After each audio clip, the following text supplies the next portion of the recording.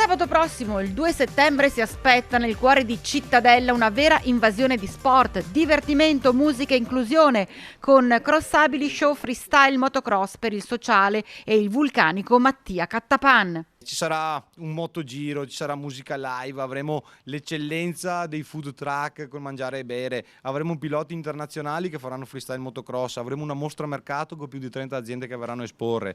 Prevediamo veramente un afflusso di gente importante, ma soprattutto l'obiettivo è fare sorridere, regalare una giornata di spensieratezza a tanti ragazzi con disabilità, ne prevediamo circa 300. Noi abbiamo coinvolto le cooperative di Belluno, Vicenza, Venezia, Padova, Treviso. L'obiettivo è proprio quello là di far diventare sempre più grande Crossabili, la grande famiglia di Crossabili, coinvolgere sempre più persone. E il nostro obiettivo è veramente, per me, io sono disabile, ho avuto un incidente di moto in gara, ma il mondo della disabilità è un mondo meraviglioso dove non interessa chi sei, quanti soldi hai o cosa fai nella vita, ma solo le emozioni e il tempo che passi assieme.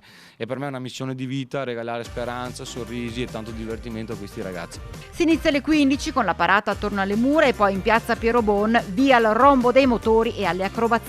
Una giornata che ha un obiettivo importante, che è quella poi di raccogliere un qualcosa per destinarlo, ecco, a questi ragazzi, per fargli vivere dei momenti, dei giorni particolari, ecco, che magari non potrebbero, ecco, vivere assieme con i propri amici e compagni. Quindi il Comune di Cittadella non può far altro, ecco, che appoggiare iniziative di questo tipo. E sarà una giornata inclusiva in tutti i sensi, dove tutti potranno vivere delle emozioni e le emozioni saranno veramente tante.